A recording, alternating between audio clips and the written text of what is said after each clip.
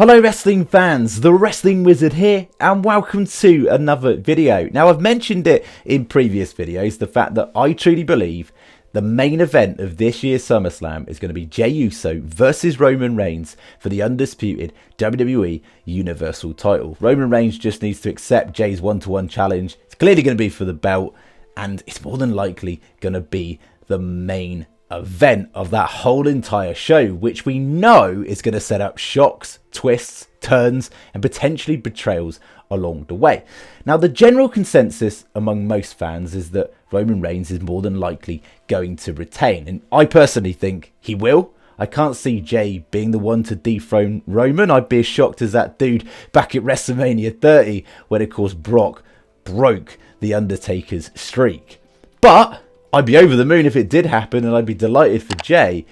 However, I feel there's more meat on the bone with this storyline. This Bloodline storyline is cinema. It still delivers. The views are just still crazy high, so the interest is still through the roof on another stratosphere. So I believe there could potentially be a swerve that we never saw coming to accelerate this storyline even further, to add more layers along the way. Now, think about this logically, right? If Roman is going to win, he's going to be the one laughing at the end of SummerSlam, right? So if we were to get a solo turn, as in turning on Roman, or a Paul Heyman turn, the wise man swerving Roman Reigns, changing his colours again, being the chameleon that he is, and costing Roman, then the payoff would surely have to be Roman Reigns losing the match. Now, Solo Sikoa has got reasons to turn on Roman Reigns. Roman Reigns doesn't respect him. We know that. He doesn't see him as a credible threat or next in line to become the tribal chief. He laughed at the thought of that. He laughed at Solo, really. And then Paul Heyman doesn't really respect Solo Sikoa that much. He said he only answers to one man, and that's Roman Reigns. And that didn't go down with Solo Sikoa very well. We know Paul Heyman cannot be trusted because Roman Reigns fired Paul Heyman once before, rehired him, and then only rehired him to use him to gain advantage like he's used Solo Sikoa. If it weren't for Solo, Roman wouldn't have won at Clash at the Castle or this year's WrestleMania. If it weren't for Paul Heyman, you could say the same for most of the matches. The pep talks that he gives him throughout the matches take him to another level. So both Paul Heyman and Solo Sikoa are valuable assets to Roman Reigns. Now, for either Solo Sikoa or Paul Heyman to turn on Roman Reigns, for me, that would have to result in Roman Reigns losing. Well, not have to, but it wouldn't really be that big a deal if Solo turns on Roman, but Roman still retains. He's still laughing, and the same with Paul Heyman. So, what if Jey Uso loses? It's more than likely it's going to happen, Roman wins.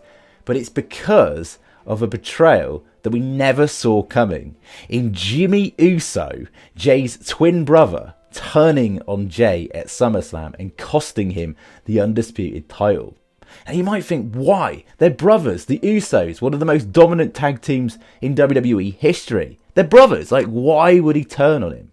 Now, remember what Jey said just before he turned on Roman Reigns, super kicked Roman Reigns when he said, "I'm out too."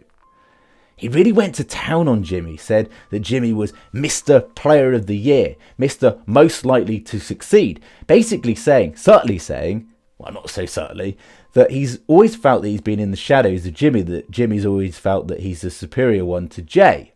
And then when Jimmy got injured, it took him to another level. He'd become main event Jey, main evented PLEs, main evented SmackDowns. He got matchups against the tribal chief, the head of the table in Roman Reigns. He lost them both, but he got that chance. Jimmy has never had that opportunity to prove himself as the head of the table. He's never expressed his desire to do that. But deep down, you've got to think the competition element, the wanting to be the top dog, that's got to be within Jimmy too. Maybe Jimmy is jealous of Jey, the fact that Jey was the first to pin Roman Reigns in over 3.5 years, the fact that Roman Reigns even considered Jey Uso as a successor for the tribal chief position. And if you watch Jey Uso's expressions as of late, it's hard to tell what he's truly thinking.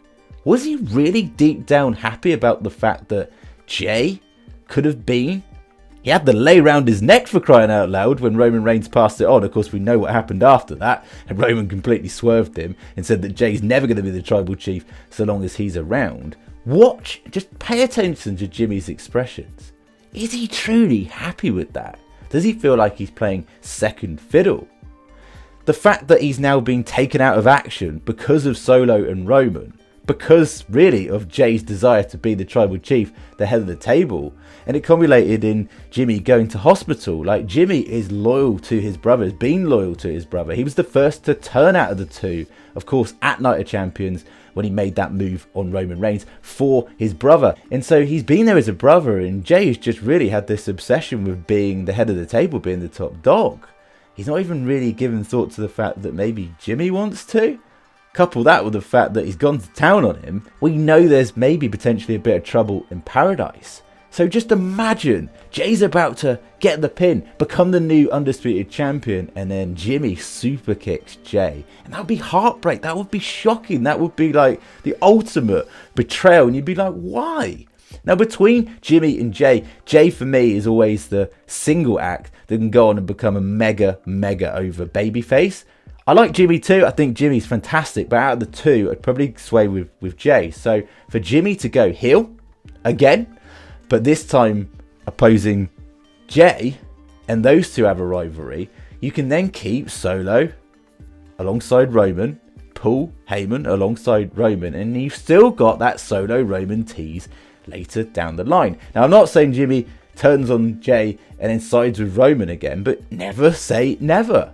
Jimmy did try to get Roman back on side a few weeks ago, and it was Roman that said no. And so you've got so many layers to this whole dynamic where it's just so exciting. But I'm going for a swerve we never saw coming in Jimmy turning on Jey. It'd be heartbreaking, and it's an easy way out to get Jey defeated against Roman. It's just simple booking, isn't it? And then it prolongs the storyline even further. Of course, with Roman Reigns' reign, they might end it here at SummerSlam. They might decide this is the place. They might decide the place is Payback in a few months, with things really, truly coming full circle there, because that will be exactly 3 years since Roman Reigns won the Universal title in the first place, when he defeated The Fiend and Braun Strowman. Wasn't pinned, by the way, The Fiend. Braun Strowman was pinned by Roman Reigns, and that's a story potentially they're keeping open. But it's tough to predict. I know there's going to be a turn of some sort, but I'm going with an out-the-box Jimmy swerve. Just watch Jimmy as of late, back in segments. Pay attention to his facial expressions. For me, he doesn't seem like he's fully on board with Jey. I could be wrong. I'm probably wrong. Most of the time I'm wrong. But this is all about looking outside the box, thinking outside the box, should I say, and looking at things from a different perspective. Thank you so much for watching the video. As always, get down in the comment section and share your thoughts and opinions. And as always, it'd be very much appreciated if you could like the video, share the video, and even better, subscribe if you're new. Catch you in the next one.